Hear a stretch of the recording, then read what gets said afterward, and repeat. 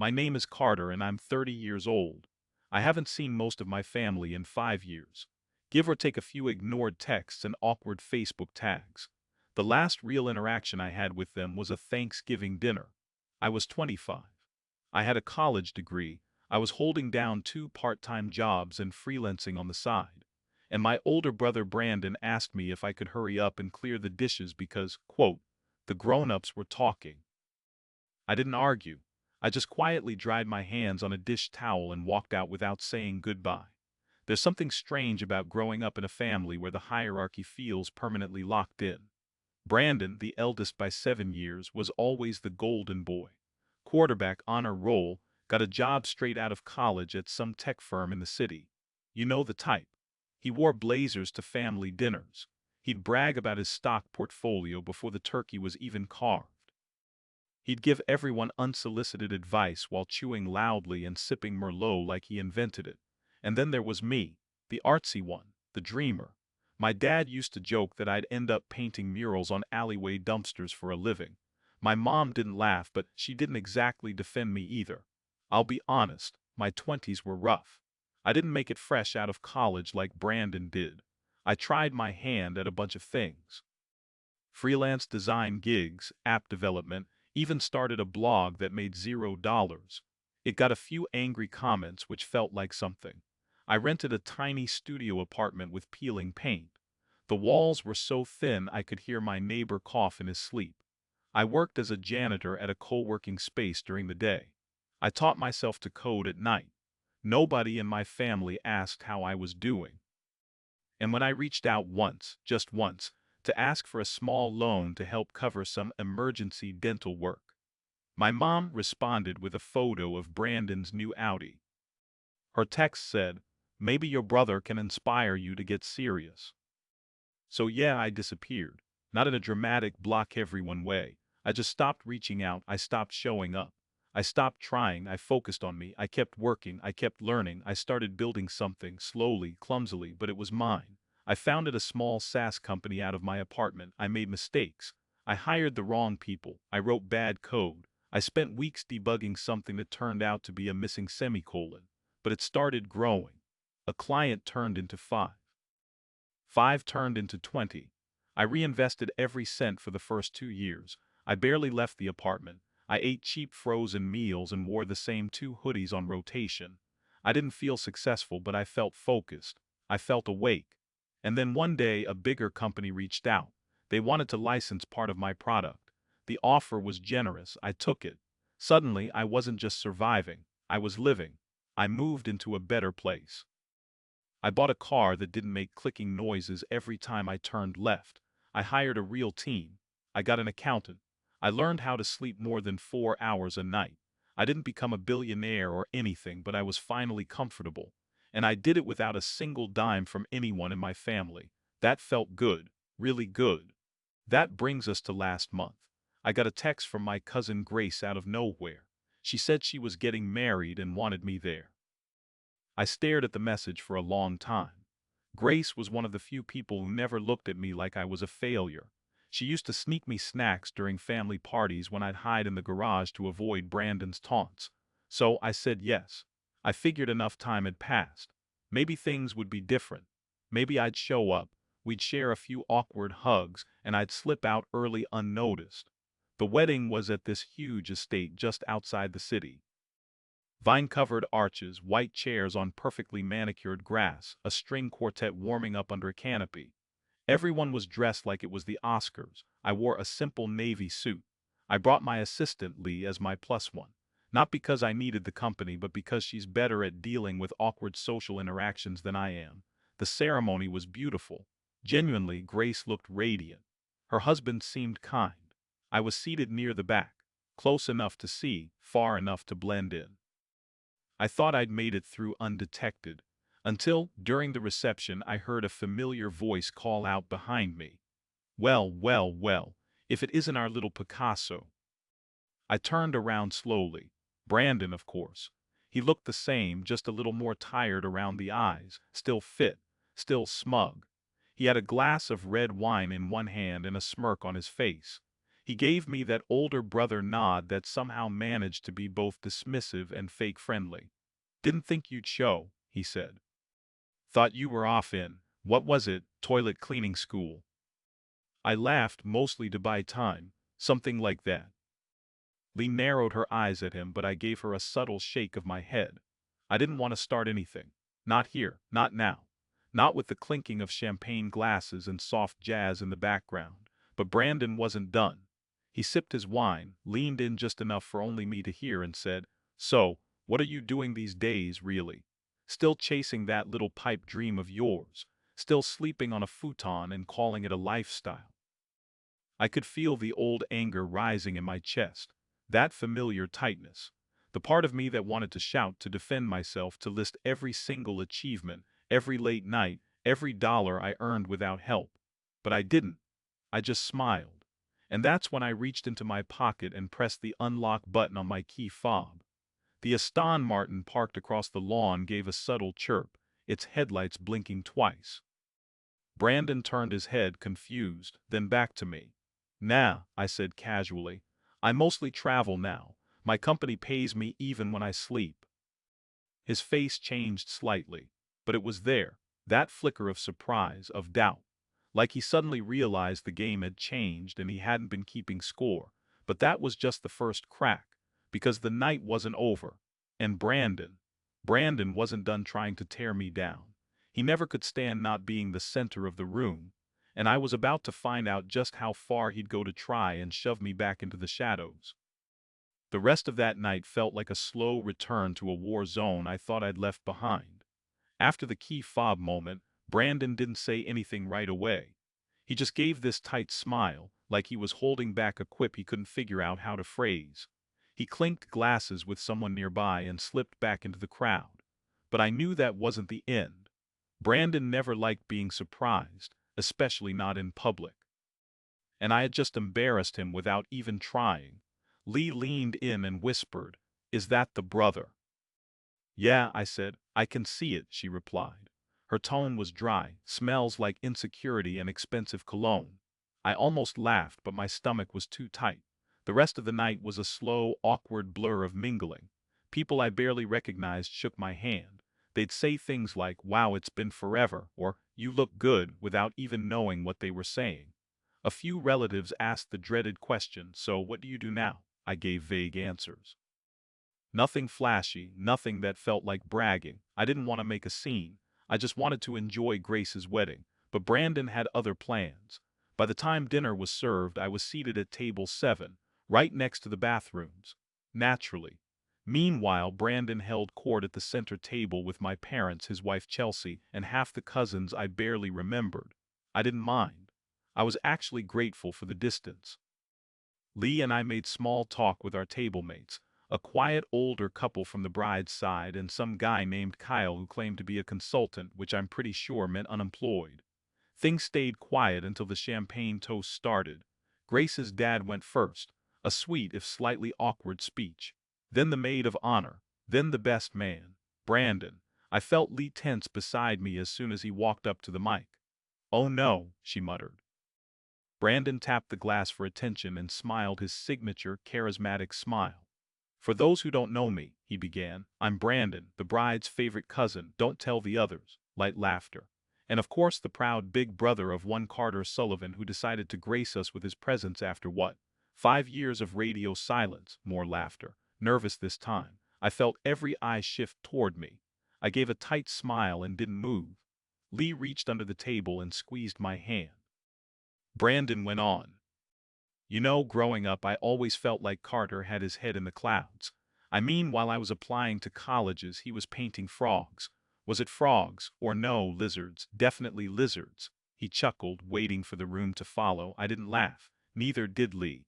The older couple looked mortified. "I used to worry about him," Brandon continued. "But then I realized some people are just built different. Not everyone's meant for the real world. Some people chase dreams, others pay bills. And hey, we need dreamers too, right?" He raised his glass. "To dreamers." The toast ended, people clapped. A few glanced at me, unsure of how to react. Grace looked furious, but she couldn't do anything. Not in that moment. I didn't move. I didn't say anything. I just swallowed it. Every word, every cheap shot, every condescending smile. I had promised myself I wouldn't give Brandon the satisfaction of seeing me flinch. But that wasn't the breaking point. No, that came later. After the dinner and the toasts, after most of the older guests had started filtering out and the younger crowd had migrated to the open bar and dance floor, I stepped outside for some air. Lee stayed behind to chat with Grace. I needed a moment alone. The estate grounds were massive. Stone paths, lanterns lining the walkways, soft music playing from hidden speakers. I followed the path around the back of the venue, found a quiet bench near a row of hedges and just sat there, breathing, recentering. That's when I heard footsteps. Didn't mean to upset you, Brandon said. He rounded the hedge casually like he just happened to find me. It was just a joke. I didn't respond. You've gotten sensitive, he added. You used to take my jabs better. I looked up. I'm not upset. Good, he said. He plopped down on the bench beside me without asking. Because I've been meaning to talk to you anyway. I raised an eyebrow. About what? He shifted, turned toward me. Look, I know we've had our differences. And I know you've got your little company now or whatever. But the thing is, Mom and Dad are getting older. And there's been some talk. Talk? I asked slowly. He nodded. About the house, the lake property, the inheritance, you know how it is. And they just want to make sure things go smoothly. I felt something cold settle in my gut. Go smoothly? How? Brandon smiled. That same patronizing smile he used when we were kids. They want someone responsible in charge. Someone who understands how to handle assets. You've been gone, out of the loop. I've been helping with taxes, insurance, repairs, you name it. I stood up. So what? They're cutting me out. No one's saying that, he said, standing too. But you know how they see it. You dropped off the map for half a decade. No calls, no visits, no birthdays. Because they made it clear I wasn't welcome, I snapped. He held up his hands. I'm just the messenger, man. I'm trying to be reasonable. I turned to leave, and that's when he said it. I mean, let's be honest, Carter. You were never really part of the plan anyway. I stopped walking. Mom used to say you were like an extra puzzle piece that didn't fit. She didn't mean it cruel, just realistically. I didn't turn around. I couldn't. My hands were shaking.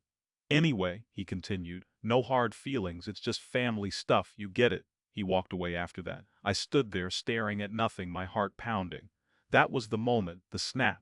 Not just the insult, but the realization that he meant it, that they all meant it. I had spent 5 years trying to make peace with being the outsider. I told myself I didn't care. Midhook CTA. Real quick. If you're here to see how a family that writes you off reacts when the tables finally turn, hit subscribe. Trust me, we're just getting started. I told myself their opinions didn't matter. That building my life without them was a win. But hearing it out loud like that from my own brother, it turned something inside me. That wasn't just exclusion, that was betrayal, and it was just the beginning, because what Brandon didn't know, what none of them knew, was that I had something they didn't. I had leverage, and I was done playing the quiet brother. When I got back to the reception hall, something in me had gone quiet, not the kind of quiet that comes from peace.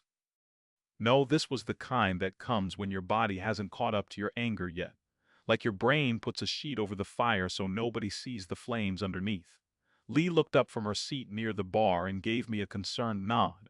She didn't ask anything. She just placed her phone down, handed me a glass of water, and waited. I'm good, I said. Lie.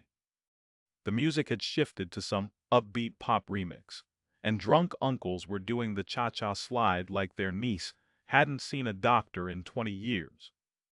I watched it like it was a memory from someone else's life. Grace spotted me across the room and jogged over in her heels. Hey, where have you been? Everyone asking where the hot guy with the Aston Martin went. I forced a smile, just went for a walk. Her face softened. She always saw through me even when we were kids. Brandon. I didn't answer. I didn't need to. She sighed and shook her head. I'm sorry. I didn't know he was going to. It's fine, I cut in. It's your night. Don't let him ruin it. She squeezed my arm. I'm glad you came for what it's worth. Some people do notice you're not invisible. Then she disappeared back into the crowd. I didn't stay much longer after that, told Lee I needed to go. She didn't argue. On the ride home, I drove in silence while she scrolled through her phone. About halfway to the hotel, she finally said, "You know it's okay if you're not okay." I tightened my grip on the wheel. "I mean it," she added. "You don't always have to act like everything rolls off you." I nodded. I wanted to say something, anything, but all I could think about was extra puzzle piece. That line wouldn't stop looping in my head. The next few weeks were numb. Back at the office, I was supposed to be prepping for a big product launch. We had just secured a major client in Europe and were pushing to meet Q4 deadlines. The team was pumped. The momentum was real, and yet I couldn't focus. I'd stare at lines of code and forget what I was debugging. I'd miss meetings. I snapped at Leo for no reason, then apologized 5 minutes later. The truth was, Brandon had done more damage than I'd let on. Because it wasn't just the wedding. It wasn't just the speech or the dig about my company or the inheritance or even the extra puzzle piece remark. It was the realization that no matter how much I changed, no matter what I built, they'd already decided who I was years ago. And nothing, not success, not distance, not even silence, would change their perception of me. That broke something in me. I started waking up late, missing the gym, eating like crap, snapping at the wrong people.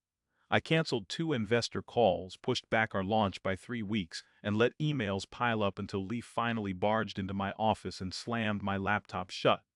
"You either deal with whatever's going on, or you tell us you're taking a break," she said.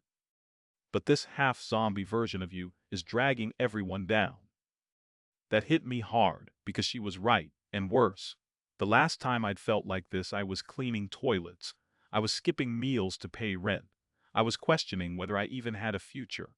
And here I was again, sitting in a multi-million-dollar startup office with a staff of 12 and a year's runway in the bank, feeling like a complete imposter. That night, I didn't go home.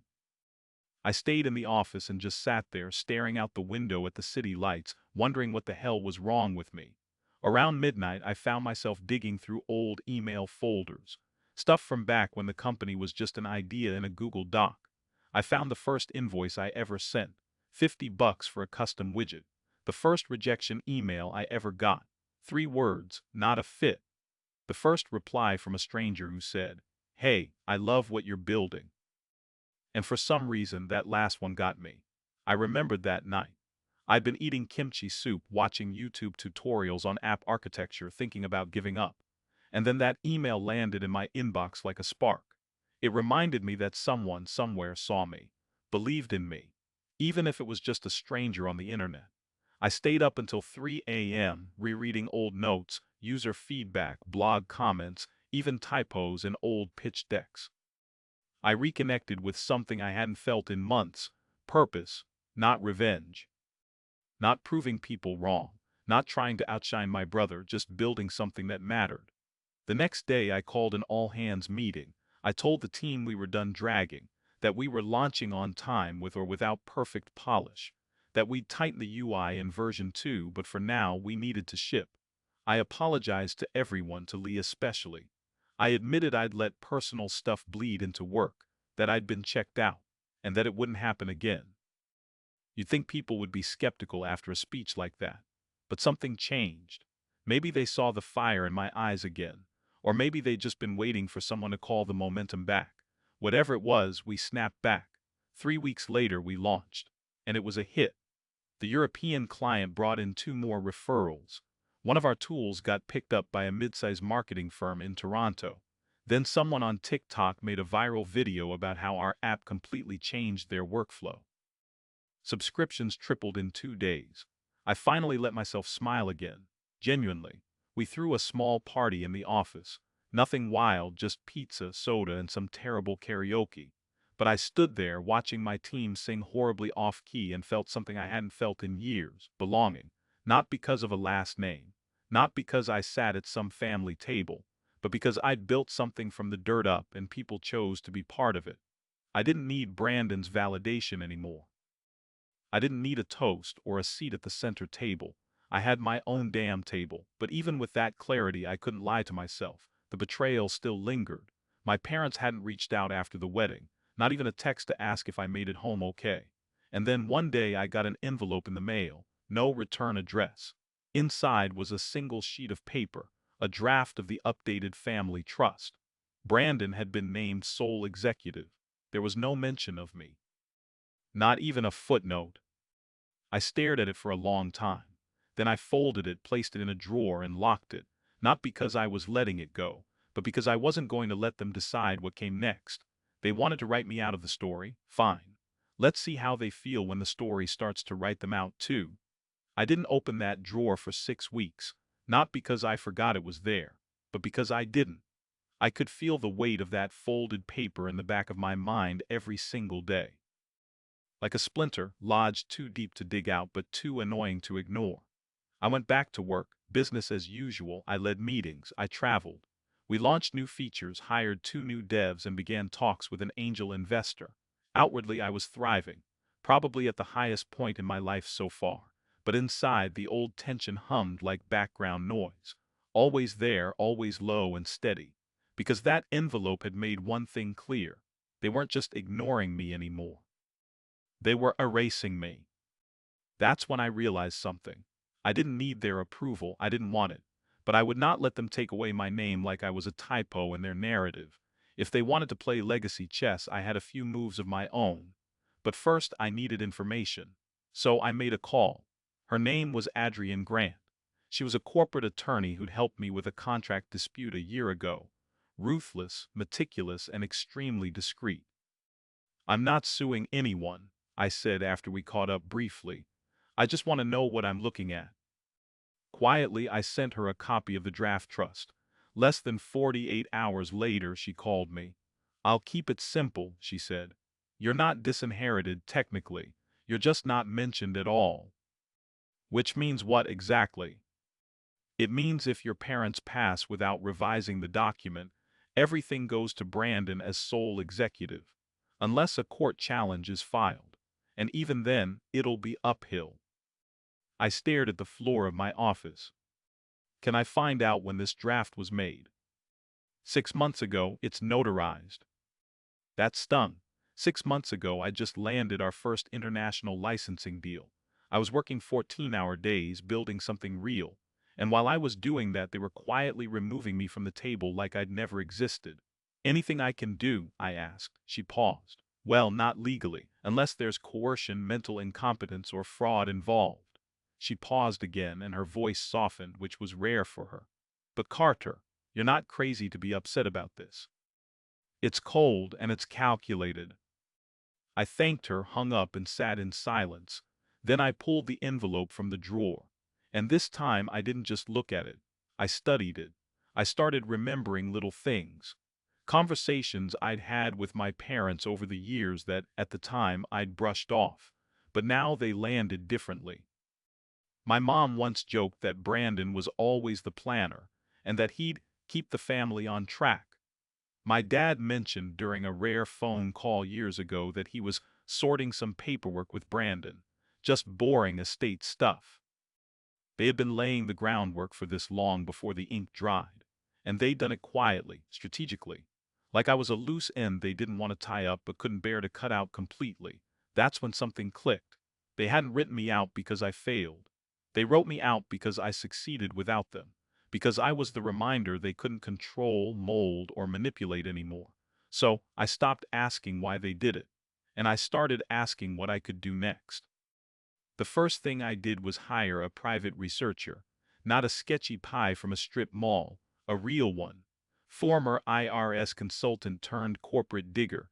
His name was Vernon, tall, soft-spoken, and methodical. "I'm not looking to blackmail anyone," I told him. "But I want to know what Brandon's really doing with the family money. Because if he's been made executive, and he's handling the taxes and repairs like he claimed, there has to be a paper trail." 3 weeks later, Vernon came back with a stack of documentation. Let's just say Brandon was not the responsible family steward he pretended to be. For starters, he had quietly transferred the lake house deed into a shell LLC registered in Nevada. The LLC was owned by another holding company, which, you guessed it, Brandon also controlled. On paper, it was a common estate move, but it meant the property no longer technically belonged to our parents. It belonged to him. That alone could trigger serious implications if challenged later. Then there were the maintenance expenses. $9,000 for dock repair, $3,200 for landscaping, and an eye-popping $18,500 tagged as furnishing replacements. Except the receipts were vague. The vendors were real, but Vernon traced two of them back to side businesses owned by Brandon's friends. He was laundering family assets to enrich himself. But the most interesting piece was buried in a scanned email attachment Vernon had intercepted. It was a message between Brandon and his accountant. The subject line: Tax Shield Strategy, Parental Asset Transfer. The body detailed a plan to gradually move my parents' remaining liquid assets into long-term, tax-sheltered accounts under Brandon's authority to protect the estate. But it also made one thing crystal clear. Brandon was building structures that would eventually exclude me completely, locking the assets into entities I'd have no access to and no legal standing in. I stared at the email for a long time. My brother wasn't just playing favorites. He was playing God, and I finally had proof. I met with Adrienne again and showed her everything. She sifted through the papers Vernon had given me, her expression neutral. Legally, she said, this gives you a foundation. It's not slam dunk stuff, but if your parents were unaware of how far Brandon was going, or if they pass without a full audit, this could crack the door wide open. What would you do? I asked. She leaned back in her chair. If I were you, I'd gather leverage and wait. Wait for what? For the moment, she said. He thinks he's untouchable. So that's what I did. I didn't go nuclear. I didn't confront my parents or Brandon. I didn't send cryptic texts or make dramatic visits. I went quiet. I focused on work. I waited. But I did start planting seeds. I reached out to my cousin Grace, the bride. I asked her if she remembered any weird interactions with Brandon about family finances. She hesitated at first, but eventually she admitted he had tried to get her to sign something. It was related to a shared family cabin trust a few months before her wedding. She didn't sign it, but he pressured her hard. I asked her to forward me anything she still had. She did. Then I reached out to my aunt, my mom's sister. I called under the pretense of checking in after a recent minor surgery she'd had. We hadn't spoken in years, but she warmed up quickly. Eventually, I asked her if she knew who was handling my parents' financial stuff. Oh, Brandon's got all of that locked down, she said. There was a note of disapproval in her voice. Your father practically treats him like a CPA now. I'm surprised your name isn't in the will. Honestly, I said softly, it's not. She went silent. Then that's not right, Carter. I didn't press further, but I knew she'd remember that. I didn't need to blow everything up. I just needed to turn the tide. And to do that, I had to put Brandon exactly where he wanted to be, at the center of everything. So I RSVP'd to the next family gathering, a retirement party for my father. Brandon was hosting it at the lake house, the same one he no longer technically let our parents own. And I knew deep in my gut that he'd use that night to flaunt his role, his control, his crown, which was exactly what I needed, because when he stepped up in front of the family to claim the throne he thought he'd secured, I was going to be ready, with a smile, a flash drive, and a very simple sentence. Before we start the speeches, I thought I'd show everyone something interesting I found. But that's not where the story ends. Because Brandon was about to do something that would make everything worse, and he had no idea he was walking straight into it. That day I arrived late on purpose. The sun had just begun to dip behind the trees, casting long shadows across the lake as I pulled up near the old family cabin, now technically a corporate asset in Brandon's shell company. I parked 2 houses down and walked the rest of the way.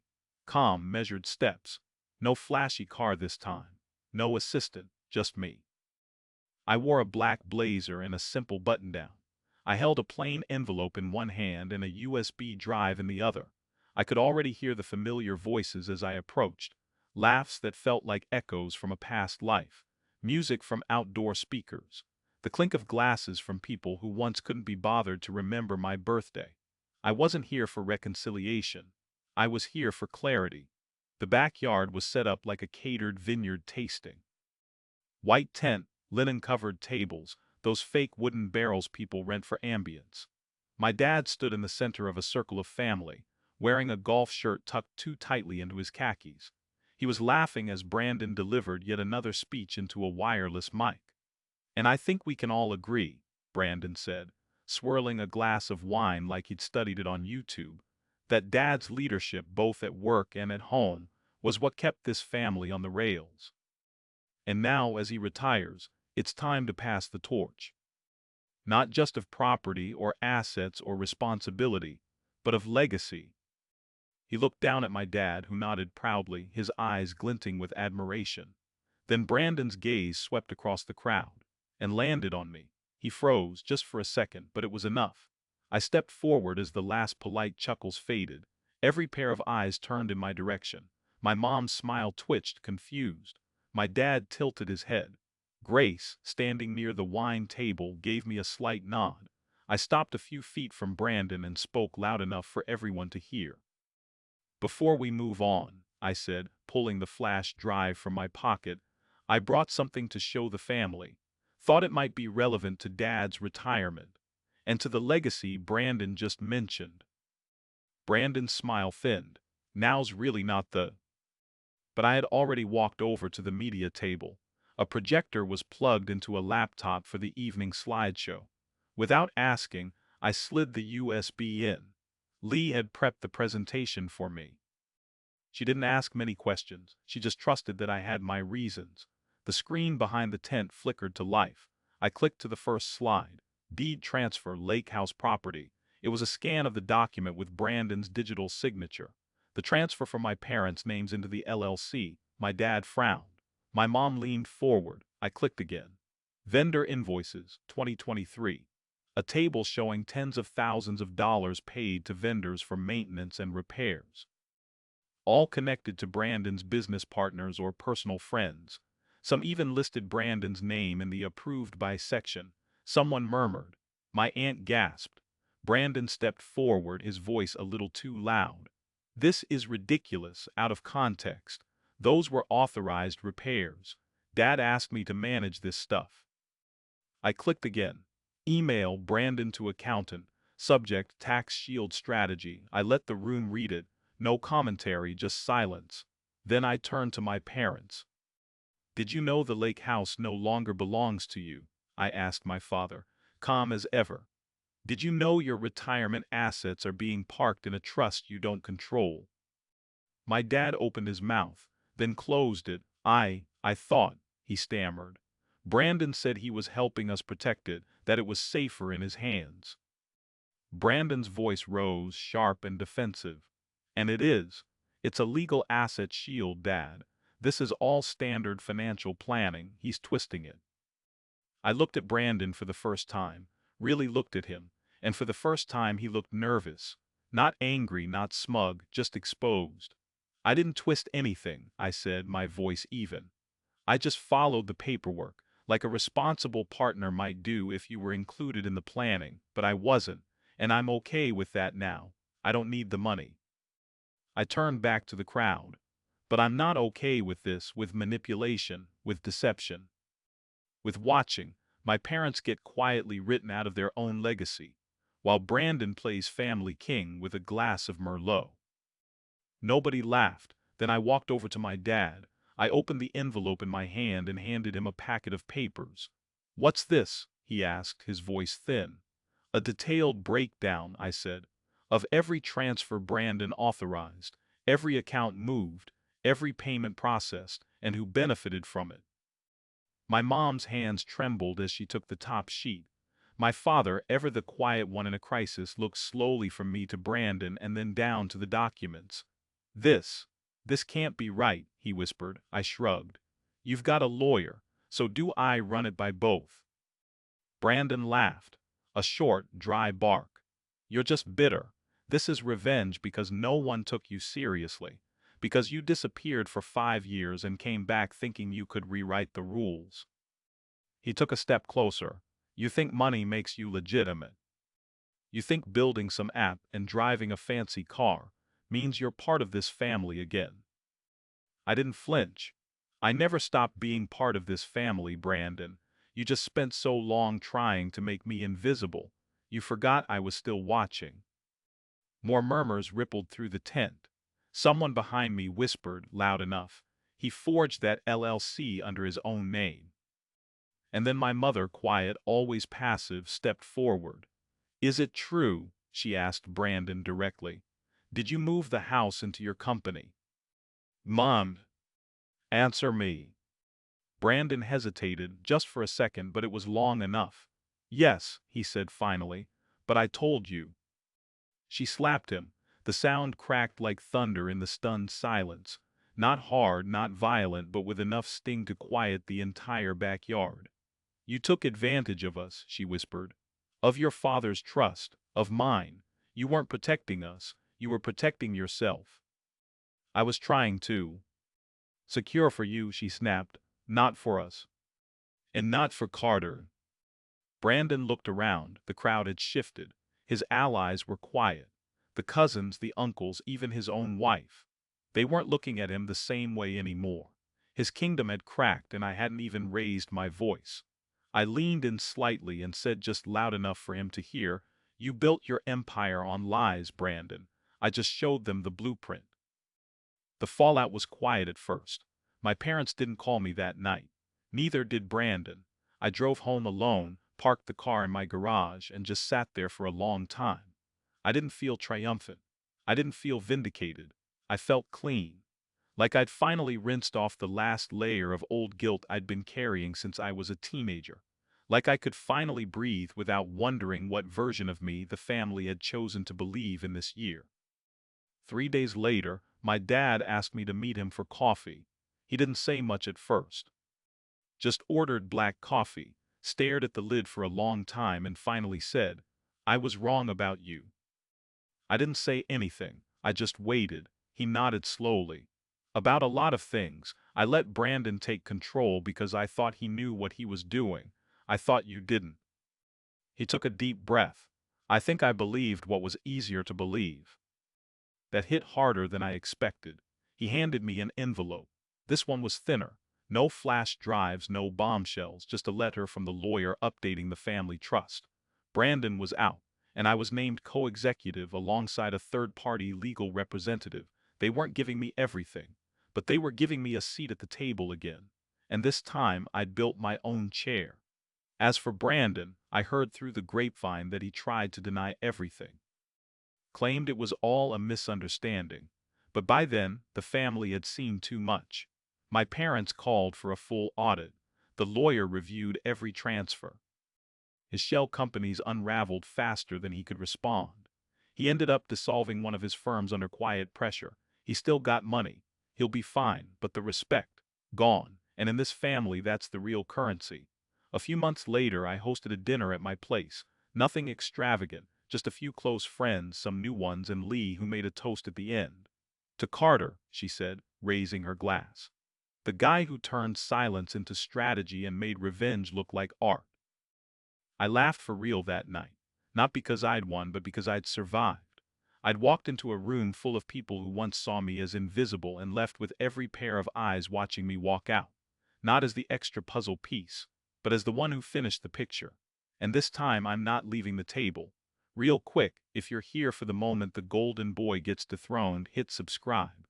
Trust me, the quiet ones are always watching. So what do you think? Was it worth the 5-year wait? Or should some bridges stay burned?